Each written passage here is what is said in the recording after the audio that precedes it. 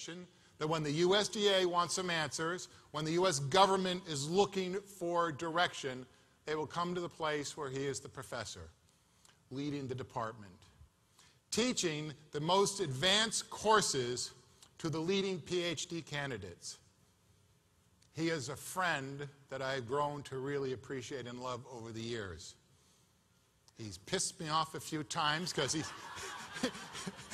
debunked so many things that I thought I knew that I held righteous.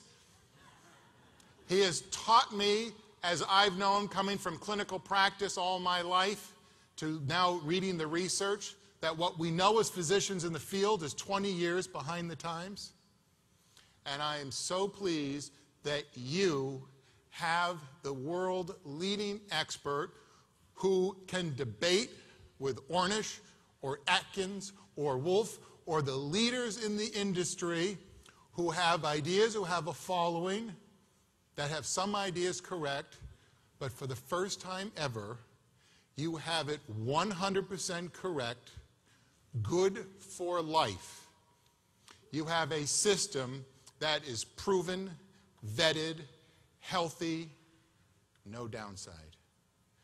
Losing weight will be part of what happens. Getting healthier is the result. Dr. Don Layman has come on and joined our scientific advisory board. It is an honor and a pleasure. The man himself, Dr. Don Layman.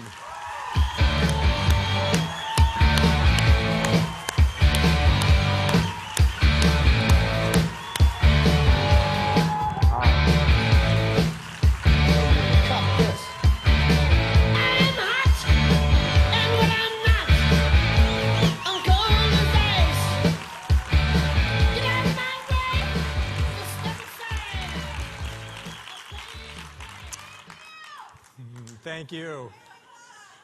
Thanks to Justin and Marcus. I'm not sure if there's anything left to say, right? It's really been a long career, as Marcus has said. I've been involved in nutrition for a long time, and what makes me excited about partnering with Qivana right now is that it really is a systems approach. We have discovered some new things, but it's not a magic pill, as he said. It's something that has to fit into a whole lifestyle. And we've developed that, and I look very carefully for a place and a company that would be able to support that kind of approach. I've taken it to some companies before, and they said, well, if you're not going to promise 30 pounds in the first 2 weeks, we're really not interested. If you're not on American Idol, if you don't have a picture we all know, we're not interested. I said, but it works. That's not relevant. Well, I think it is. I think health is what is relevant, and I think that's what we're all about here. The metabolic lifestyle is the term we've used because it really is about changing metabolism. If you look at the field of weight loss right now, basically it's about the pathology of being fat. People study fat. They study adipose tissue. They study fat tissue. And you learn about what's already wrong. What we want to do is learn about what you're supposed to do. We're wanting to learn about the physiology of good health and studying muscle. What we're going to be able to do with this system is to, as Justin said, restart, recharge your metabolism. We're going to reset your metabolism back to your 20s. We're basically going to change your muscle back to muscle metabolism, which is where you were in your 20s. We're going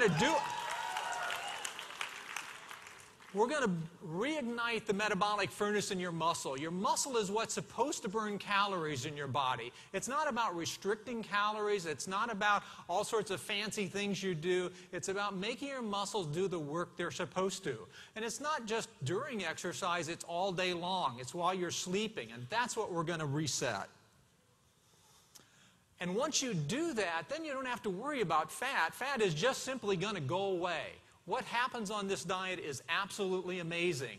You're not going to see 20 pounds in 2 weeks, but you're going to see 2 pounds per week. You're going to see 2 pounds every week. You're going to see a body change that you can't quite expect. Your clothes are going to fit differently almost immediately because it takes the fat from your abdomen. It takes it around the belt.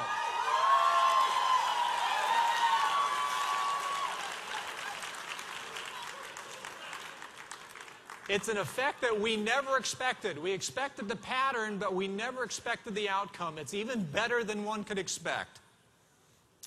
Let me give you a little background about how I got to it. I think it's sort of interesting. Basically, muscle is that metabolic fuel. When I was early in my career, I had the opportunity to do a lot of nutrition in poor countries in Africa, and I learned about malnutrition. And one of the things I learned very quickly was protein really was the key to health. If you want lifelong health, it really is related to protein. And protein gives you that muscle mass, it gives you the structure, it gives you the bone mass of your body. What we also learned was we were doing that is that if you lose weight quickly, like starvation, as we saw in some children or even adults, and regain it quickly, what you lose is all muscle and what you regain is all fat. And that's what's wrong with the diets in the population right now. They gear for quick weight loss. They're called yo-yo diets. I think that's because of what the name we should call people who do it. But basically, as you lose protein on the way down with the weight loss, you lose all muscle mass, and on the way up, you gain all fat. After 2 or 3 cycles, you're worse off from having done it. We're going to change your body composition once and for all. The other thing what we learned is that as you do this, basically the worst diet in the world is high carbohydrate and low protein. We go into these malnourished children, and that's what makes them sick. We even have a name for it. It's called kwashiorkor. It's a child who hasn't have enough protein and too many carbs in their life. That's what got us on the track. We've gone on from there and we've begun to learn about athletes. Again, we know athletes, it's based around your body muscle, its performance, its recovery, but that's the same for you and I. You don't have to be an elite athlete. Muscle is the secret to health.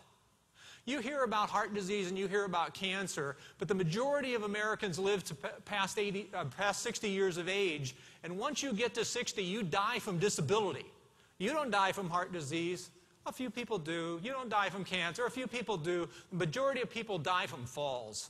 Hospitalization due to disability and lack of mobility. We're going to correct mobility. That refuels, resets your metabolism, and that corrects your body composition.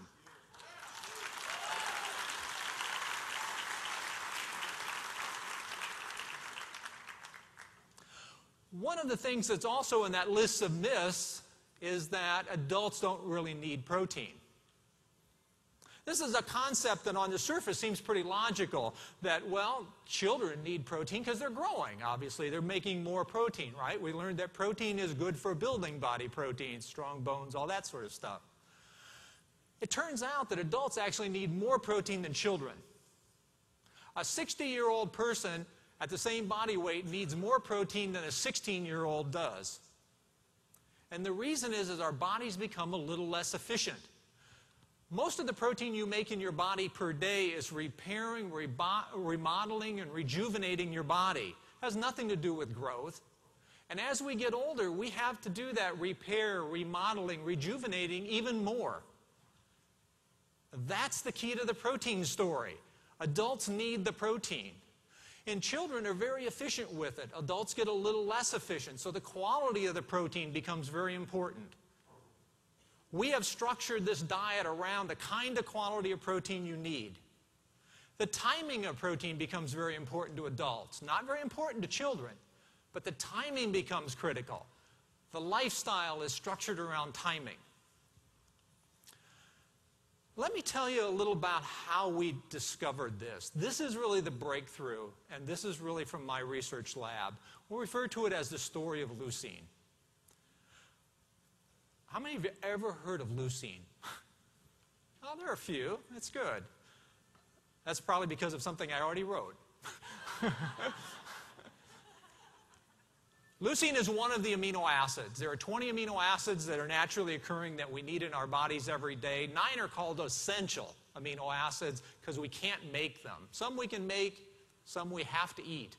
Leucine is one of those 9 essentials. And we all grew up sort of knowing that amino acids, these proteins, when we eat protein, we're really trying to get those amino acids, and they're building blocks for our body. Whether it's building proteins or enzymes or your bones, it's all based on protein.